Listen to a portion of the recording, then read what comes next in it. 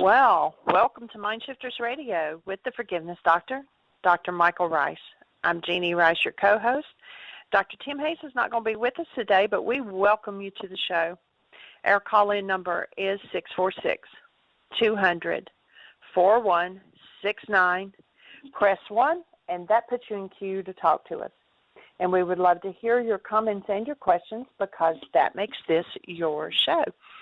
Michael will be with us shortly. He's out on the road, and apologies for it being so long. It's like Blog Talk skipped us for today, and even calling in as host, it was telling us to try back in 23 hours and 59 minutes or whatever, and wouldn't let us in. So thank you, Blog Talk, for finally getting me back in there, and we're glad that you all are with us today. So our work is about Aramaic forgiveness, and that is not about letting another person off the hook for what they bring up in you, but it's about going inside and removing whatever it is that it brought up in you. I see Michael is with us now, so welcome, Michael. Thank you, dear heart, and welcome, everybody. We're kind of a little raggedy with Blog Talk today. I don't know what their problem was, but fortunately, we got on. A little late, better late than never. And we are just in the throes of readying for a couple of folks to arrive for Laws of Living tonight here in Orlando. And then tomorrow, the rest of the participants arrive, and we'll be rock and roll as of tomorrow evening. And there's still a chance. We've got a couple of spaces still open. So if you're wanting to jump in and get some really serious work done, then give us a call and plan to be here tomorrow night, or actually even Friday would work if you need a little more time to make those preparations. But anyway, we're rock and roll, and I'm more than just excited about this particular intensive. In 35 years of doing intensives, this is the first time that we've had a group, and we've got all the personal code evaluation scores in. And the personal code evaluation, the way it works is it breaks your personal code down into 10 areas. And what we use it for is we administer to people who are going to take an intensive, or people who just want to know more about their own process. And what it does is it shows you where your blind spots are. So rather than coming to an intensive and go, oh, well, I think I'll work on something, what happens is the personal code says, here's where your biggest opportunities are. And the reason why we have blind spots, it's kind of like with the eye. We know scientifically that each of us has a blind spot, often our periphery vision off to the right, about, maybe 50 degrees out there.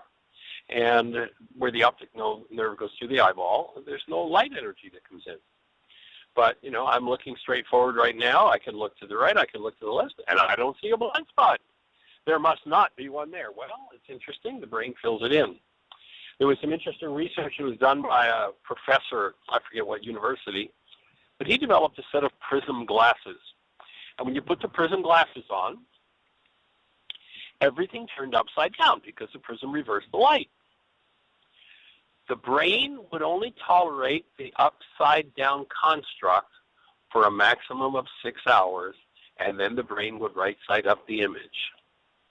Now, if that isn't documentation that your brain knows the way it's supposed to be, and your blind spots are blind because you don't know they're there, I don't know what is. It's pretty incredible piece of research.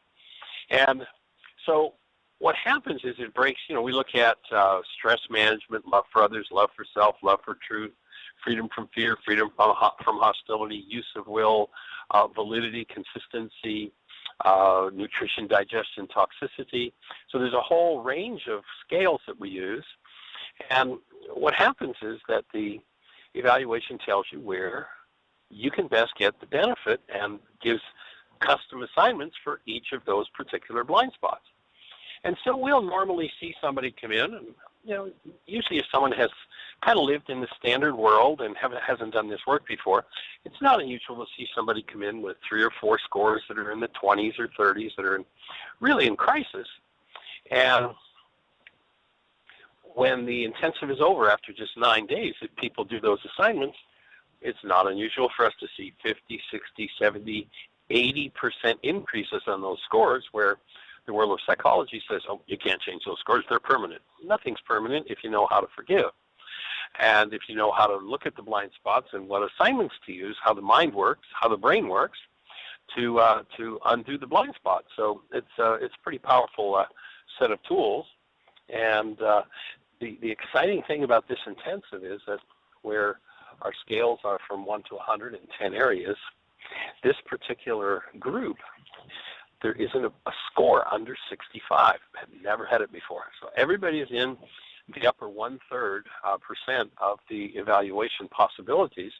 And what that means to me is that it's going to create a platform for us to really sail higher than a group would normally sail, because there's such a powerful foundation. Everybody that's coming to the intensive has done a significant amount of work already, and most have done at least 1 or 2 intensives prior to that.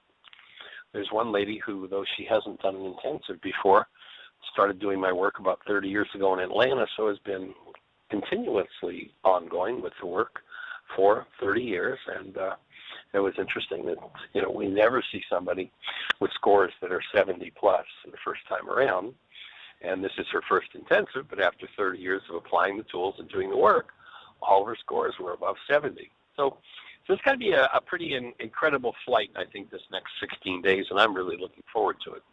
Jeanie, do you have any thoughts in that regard? You've been looking at the evaluations.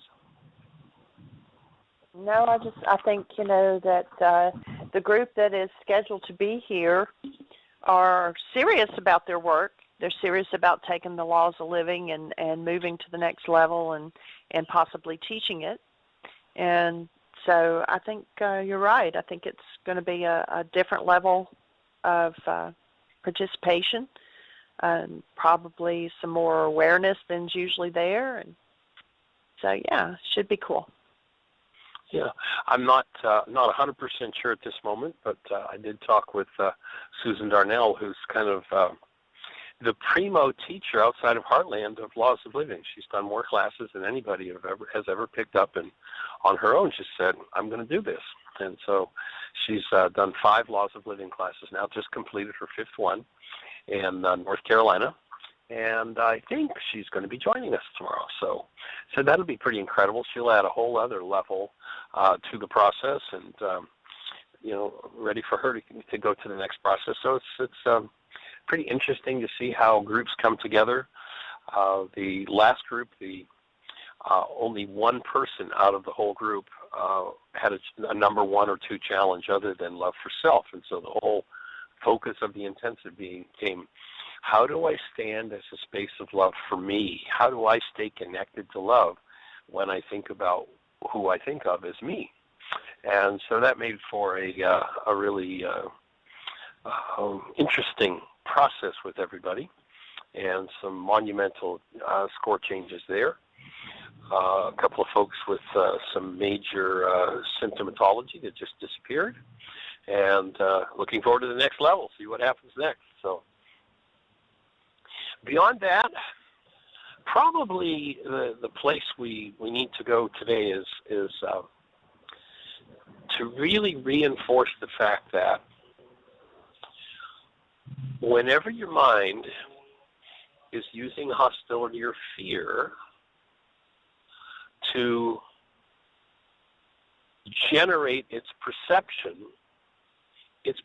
is always a lie, literally. And I mean, if you imagine that, think of it in terms of your television set. I want to watch Channel 2. I really want to watch the programming on Channel 2. I'm committed to watching the programming on Channel 2. And you turn your TV on, and it's tuned to Channel 4. Would you sit there and watch Channel 4 when you wanted to watch what was on Channel 2? You wouldn't do it in a million years. I mean, that would be ridiculous. I don't like this programming on Channel 4. What will I do about it? I'm going to switch channels.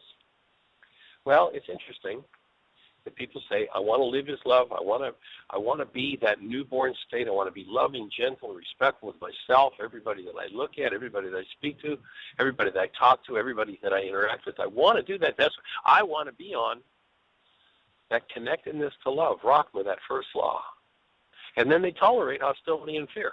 And of course I say they, I mean me too, At what point do we actually believe our perceptual minds when they're insane. Our definition in this work of insanity, a little different than the world's definition, and by this definition, we find that most everybody in the world is insane, and that is a human mind functioning without the active presence of love is an insane mind, literally, because the human mind is designed to function attuned to the channel of love. Now you go back to Yeshua in the first century, and he says the first law, he says, you can let go of all the rest. If you handle this one, you got it taken care of. You must maintain your human life in the presence of thoughts about the Creator or neighbor. And when you do that, then you will maintain yourself. And so if that becomes the primo directive that you want to follow, then how are you going to do that? You're only going to do that if you stay connected to the power supply called love.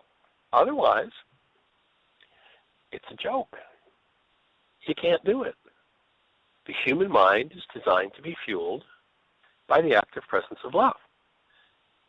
It cannot work properly. It cannot be fueled by hostility or fear. And the human mind, when it's connected to love, when it's functioning as it's designed to function, will always come up with the highest and best perception possible. If you are in the most traumatic of circumstances and you keep your mind connected to the active presence of love, it will always give you the absolute best direction possible. Because what will happen is, rather than counting on the past stored in this multi-generational database called a body-mind unit, you will actually have access to the mind of love, which in the ancient teachings was called the mind of God, the mind of the Creator. Nothing religious about that. The Creator is love. You're designed to function connected to love. You're made in the image and likeness of love. You're made of love stuff. And if somebody's told you a lie, they've told you a lie. Stop lying to yourself. That's what you're made of. What kind of messages did your culture give you? What kind of messages came from your father, your mother, your teachers, your rabbi, your priest, your minister, your television set, your president? What kind of messages came to you that said you were something other than love? All of those messages are lies. They're not true. And the work is about reclaiming and functioning once again out of our original identity. And that is that of love. Every cell in your body is designed to be plugged in and fueled by love 24/7, 365. Now, the ancient teachings talk about a time when the whole world will be fooled. Boy, have we been fooled or what? Oh, a little rage, a little hate. You need those things in the real world in order to protect yourself. Excuse me. If you want to be stupid, hang out with an hostility and fear-based mind and watch how you destroy everything you touch. It's kind of like the reverse of the Midas touch. What's the Midas touch about? When I choose to stay connected to love, then everything I touch will turn into gold. That's the real Midas touch. The world has lost awareness and understanding of that, and it's taught us that, no, this is about that physical yellow stuff. That's the really important stuff. Well, just is not the way it's designed to be. And so people walk around like zombies. There are all these zombie movies. Anybody who's functioning out of hostility and fear is a zombie. There's no human life in them. There is only human life where there is the active presence of love. So what we're here to do is to offer people, in particular, the tools of Yeshua from 2,000 years ago for how to be restored to love. Nothing about all the religious conversations and all the stuff that passes in religion and all the garbage. It's just real simple. Are you functioning as love? Then you have a human life. If you're not, you don't, and you could. That's the work we're doing. So we're honored that you're here to share the time with us. And if you have a question for us, if you're in the phone queue, then all you have to do is push 1. That'll put a little hand up in the control panel. Jeanie will know you want to talk to us. If you're on one of those stations where we can't see you, or you're in the chat room and you have a question for us, you can call 646-200-4169, and that will put you on the phone line.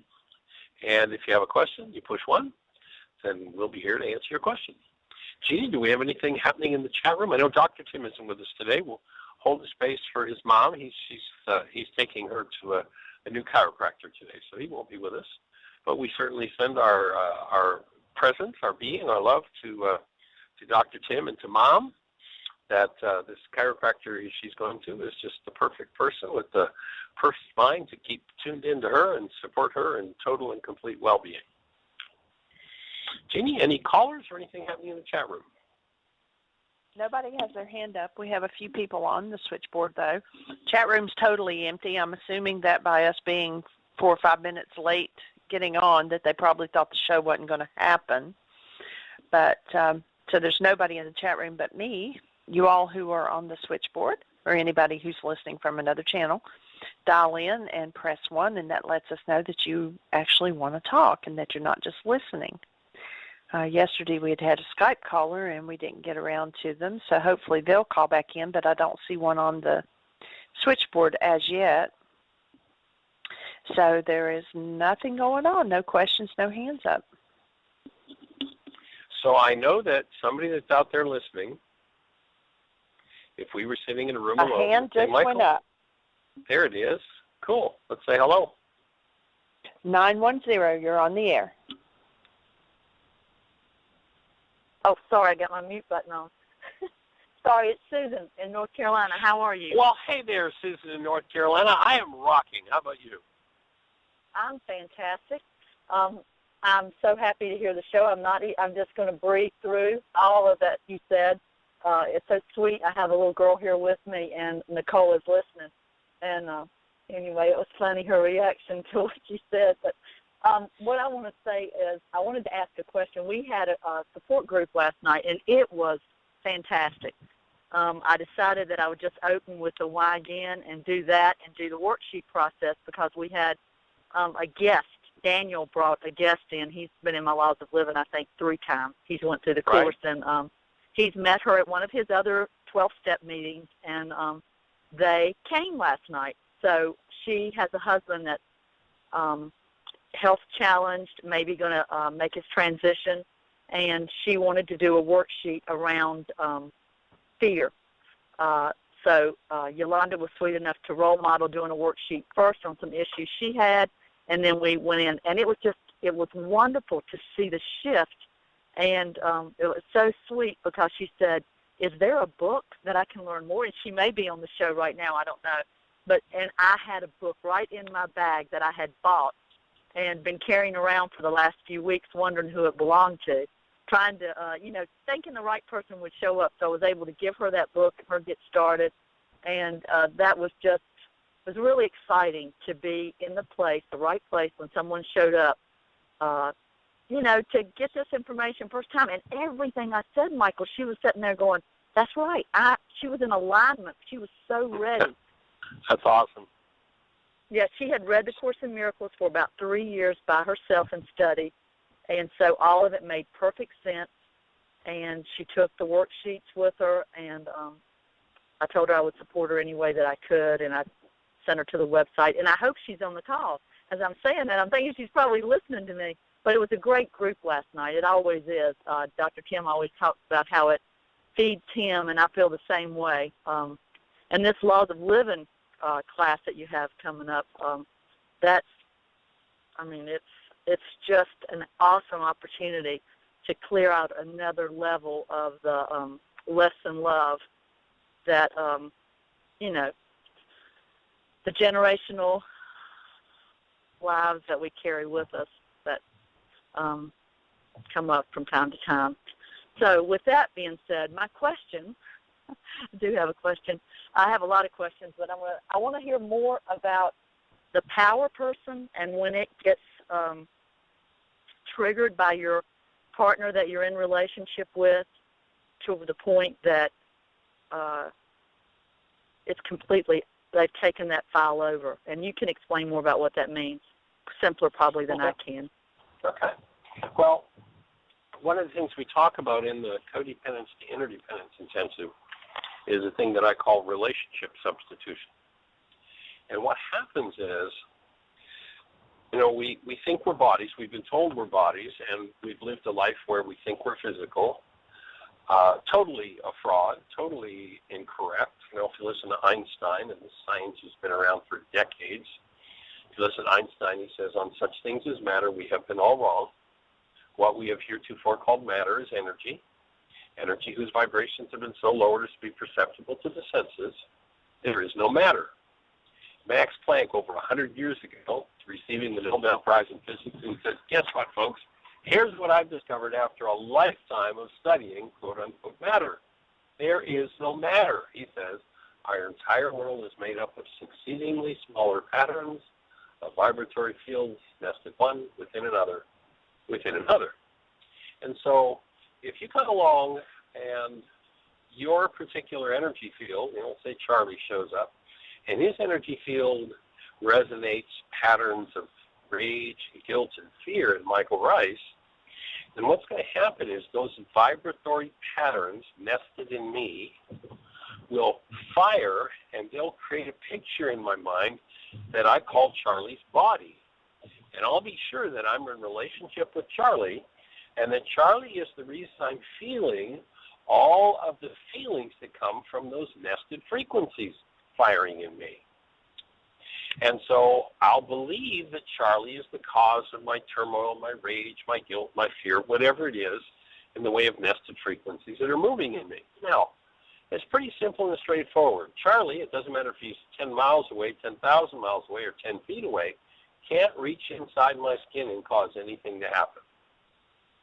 But he can resonate nested frequencies. And so when we look at a world of bodies, we're looking at our own nested frequencies made into a picture in our minds. The construct of a picture that looks like a body is nothing but an image in a mind. It doesn't exist anywhere in actuality.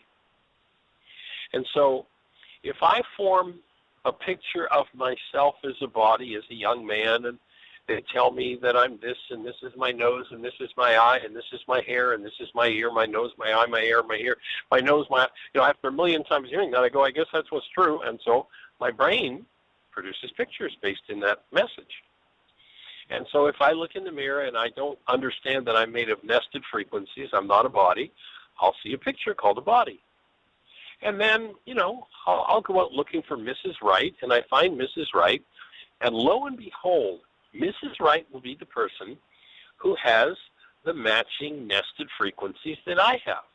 And if I have a bag of garbage, then there's no other way but Mrs. Right is going to have the matching bag of garbage. And interestingly enough, the world calls relationships based in matching bags of garbage love relationships. And so I look in the mirror and I see a body, and that's me, and I look at her and I see a body, and that's her, I think. And so now I have two non-existent bodies in my mind that are in relationship with each other, and each body is made up of nested frequencies in me. So all conflict in relationship comes from the conflict I have in the nested frequencies in my own mind, based on 1,000 generations of insanity. And then, at the same time as I was forming this picture of myself as a body, I was building a picture of what we call in this workshop, in the codependence workshop, codependence to interdependence, the power person. The power person is somebody who has more power over my life than I do at some point in my life, and I perceive the situation as a life-threatening situation. And so when I have that power person, I'm nesting frequencies that belong to them into my structure and building a picture of what I think of them as a body. So now I have a non-existent body that I call me. I have a non-existent body I call Mrs. Right. And hiding and lurking under the surface, even if my power person has been dead for decades, I have a nested set of frequencies for my power person, another body. So now I have 3 non-beings in me. If Mrs. Wright has gone through a similar socialization process, then she has 3 non-beings, one for her body, one for my body, and her power person lurks under the surface. Now, as long as there's only my nested frequency in my body and her body in each of our minds, things will tend to be complicated, but, we'll do some therapy and we'll have some tools to cope with it, and we'll go, well, we're kind of getting along and it's okay. A few flare-ups here and there, but, it's just the way it is.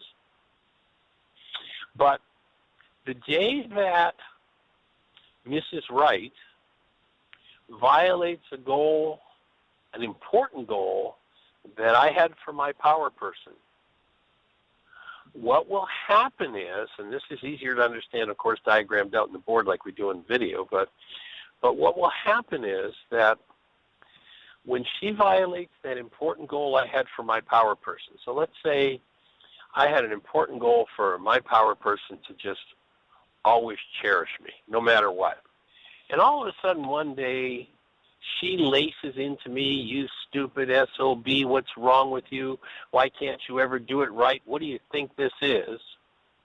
Then what will happen is, when she violates that goal that I had for my power person, is I no longer will see her through the file that I have on her and the nested frequencies that I have on her from actual experience with her. What will happen is that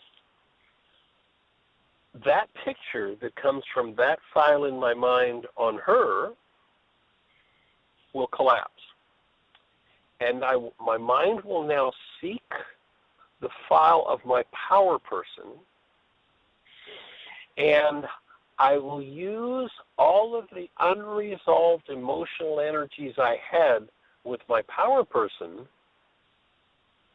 to build a picture of Mrs. Wright.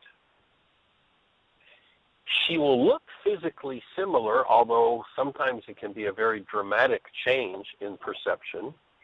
She will look very similar, but in fact, what will happen is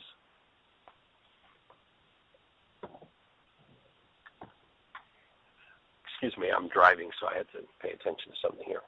So what will happen is I will use the nested frequencies unresolved with my power person to build my brain's image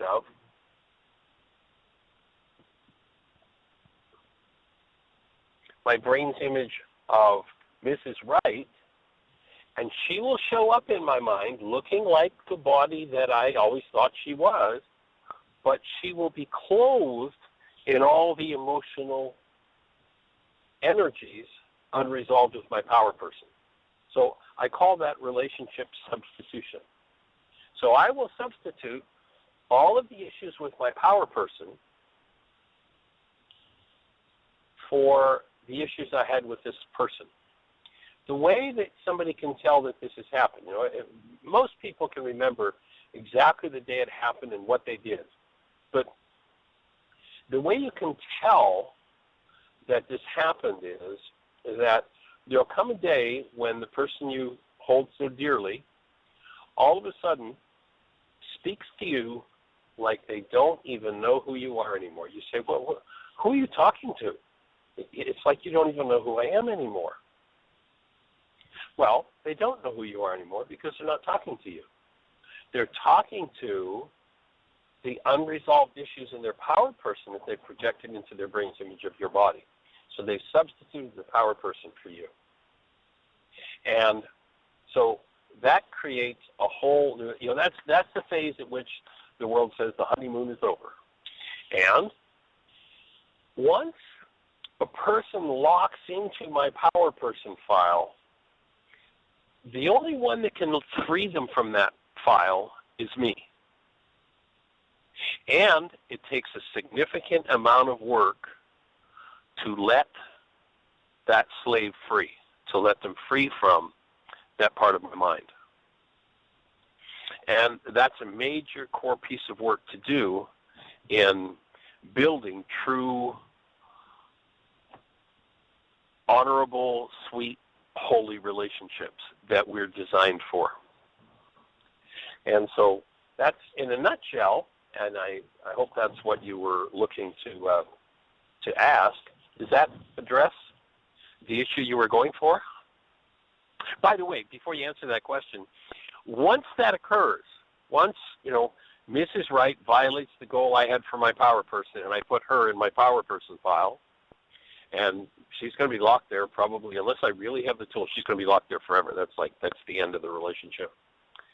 But what will happen is that once that occurs, my behavior is going to change so much that there's a very good chance that I will do something to violate her power person goal, because my behavior will become so bizarre compared to where we started in relationship. And I will probably activate her power person dynamic. And so she's going to be back in relationship with her power person. I'm going to be back in relationship with my power person. And we don't even have shadows of relationship like we had out of the pictures of the bodies that we thought we were. And of course, the ultimate goal of the whole process is to recognize that it's an inside job. And the key is to tell, if I'm not able to maintain the active presence of love in interaction with this person, then I'm in my power person stuff once that relationship substitution occurs. Now, I can say, but their behavior was so bizarre, it was so erratic, it was so off the wall, look what's wrong with them. Well, that can all be true. It may have been bizarre, off the wall, erratic, but the key is, if I'm in pain over what appears to be that behavior, that's my work, that's my power person dynamic.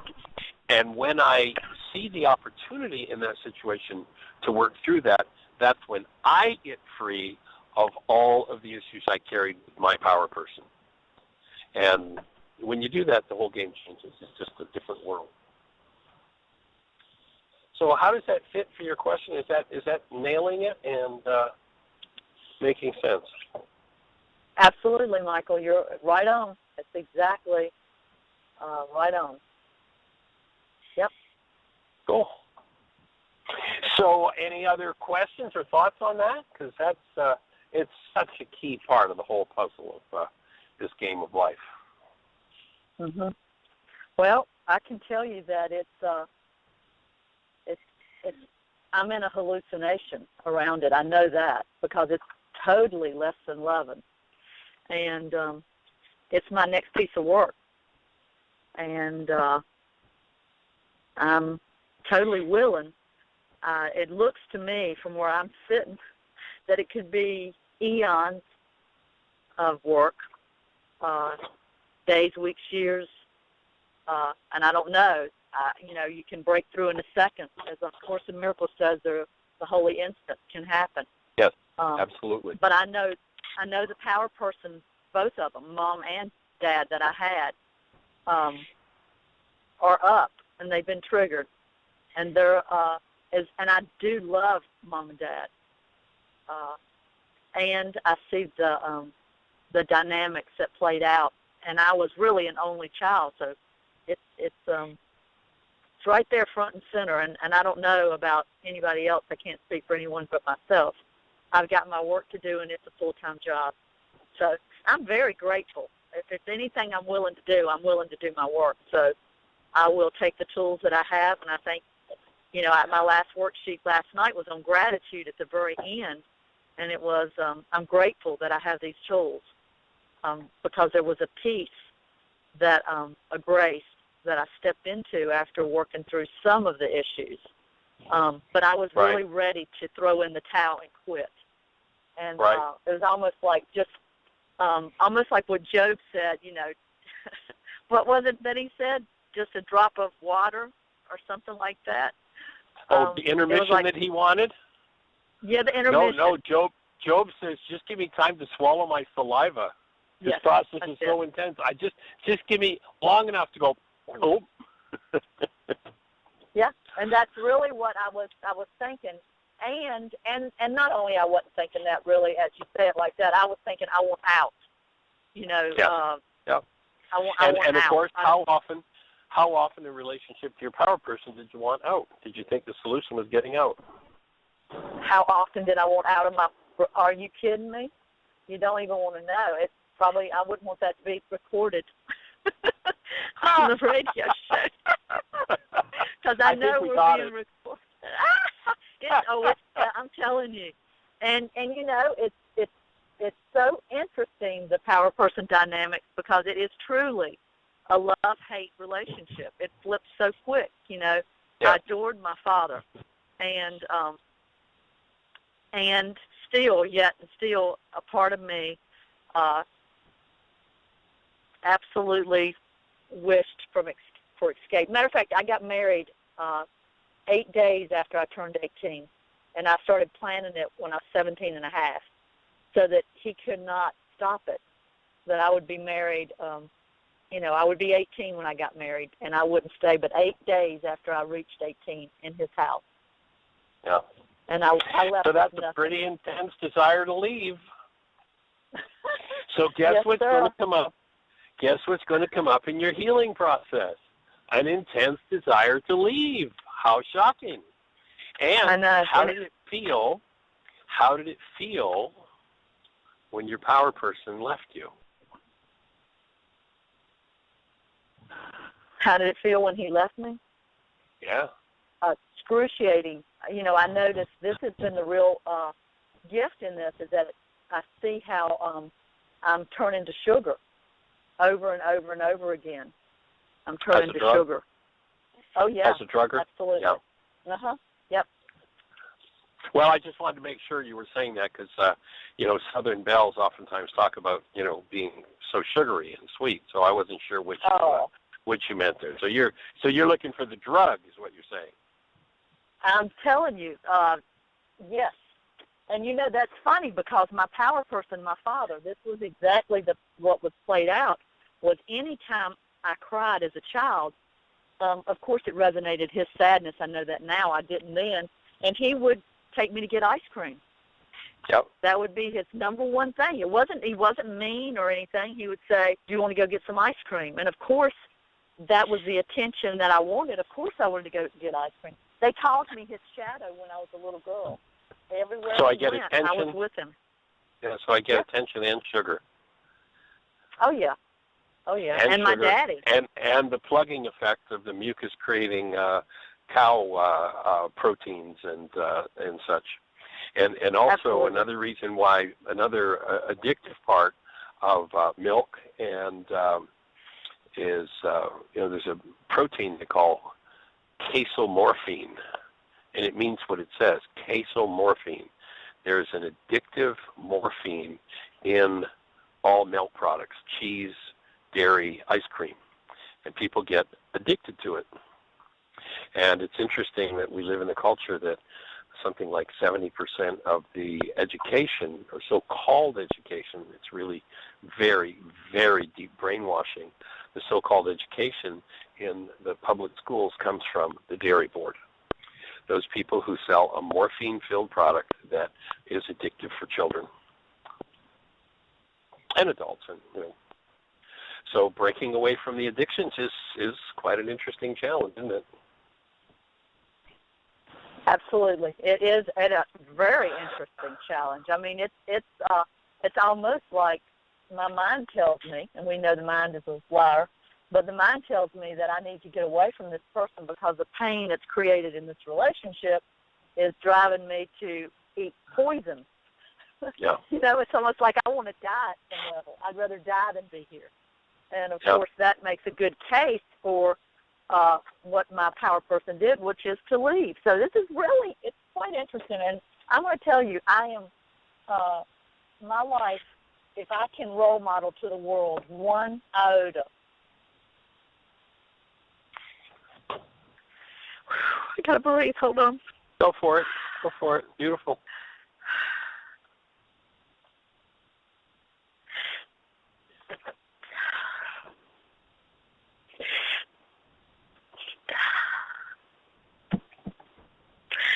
show can role model. And the words that come to my mind, a way out of hell, which is what I consider being under the power person's rule in a relationship. So be it. Well, you change the world. Every person who does that contributes to a necessary change in the world, and that's one of the reasons why I appreciate the work that you've done and that you're doing with yourself in your relationships and with Laws of Living. It's just awesome what you are doing, because that's what creates the energetic breakthroughs to sanity. And, I think you've just, I acknowledge courage for speaking what you just spoke and being honest enough to share what you just shared with the audience, because I think it helps everybody to see, that's how this power person thing works, and how, when the stress is up and the chips are down, I want to do to those who resonate, and I put in my power person file, I want to do what my power person did to me that I hated the most. And, that's just crazy-making stuff. So thanks for sharing it. Thanks for bringing it to awareness and giving everyone an opportunity to see through it and move into the space of healing. To face that takes huge, huge amounts of courage, and to let go. The letting go part is so big. It was kind of fun. We were last year. My granddaughter was 3, and we had picked her up to go out. I don't know. We were going somewhere to the zoo or something, and she's sitting in the back seat in her car seat.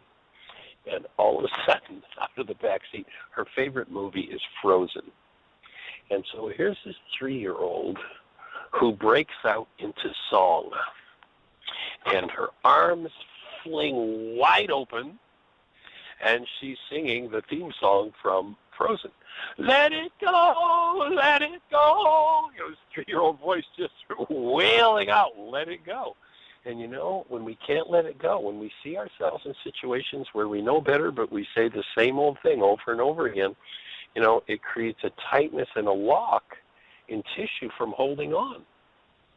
And, that letting go is just, it's, for many people, is such a difficult thing to do. And, their bodies start to express that tightness and that locking up in resistance to letting go. And, so thanks for your willingness to touch into that and to begin to move that on another level, because it's a huge gift to give the world. Huge gift. Well, Michael, I am at my destination, so I'm going to have to sign off. But thank you so much for holding the space for me. You've got it, young lady. You've got it. We'll look forward to hearing from you. I appreciate you so much. And everybody in the audience, thank everybody for holding the space. Hopefully we'll move this energy and role model, moving it to everybody. Ooh, I got tears coming again. I got to breathe. Okay, all right. Thank you so much. Last thing. All righty. Bye-bye. Thank you. Yes. To simply begin to question the mind when it's in hostility and fear, and knows that its hostility and fear is justified, is such a monumental piece of work, one that has been conceived of by very, very, very, very few people in all of history. And so we're here to spread the knowledge that it's not only possible, but that it really can be done. It's kind of like the story about why the Ozark chicken crossed the road. Everybody knows why the Ozark chicken crossed the road. It was to show the possum that it really could be done. And the truth is, and I appreciate you, Susan, for showing us right here, right now. I know we've been processing and talking about those issues, and it's huge, huge, huge. So, nice work. Fabulous work. And our call-in number is 646-200-4169. And we're here to have a conversation that supports you in taking these tools Putting to work on a global scale, and let's talk through our hand up. Awesome. 417, you're on the air. Hey, Michael, this is Julie. How are you? Hey there, young lady. Welcome. Thank you. I was listening to the radio show, and, certainly the power person dynamics are quite interesting, to say the least. I thought I remembered you saying in the past, because over the years we have experienced different power person dynamics with different people, that it is quite challenging to get out of that power person dynamic once the person has taken the other person and substituted the other person into their mind, into their power person. It's a big piece of work. Once I've entrapped someone in my internal unresolved power person dynamics, the way that I let them free is to resolve my power person dynamics. I really don't know of another way to let them out of that file. And that's why, we'll hear from people and they're in relationship and they'll often say, well, there's so much water under the bridge, we could never really effectively do this. And if people take the tools and they do the work required to resolve their power person dynamic, they can successfully remove that person from that part of their minds, from that part of their perceptual system, and go back to the point where they begin to relate. What happens when that piece of healing takes place is we stop relating to ourselves as bodies, and we relate to ourselves as beings, as human beings, as the presence of love. When we do that, we can start to conceive of others not as bodies, but as human beings, as the presence of love. And then what we have is we have a relationship being to being. The thing that does is it ends the insanity of the throwaway relationship.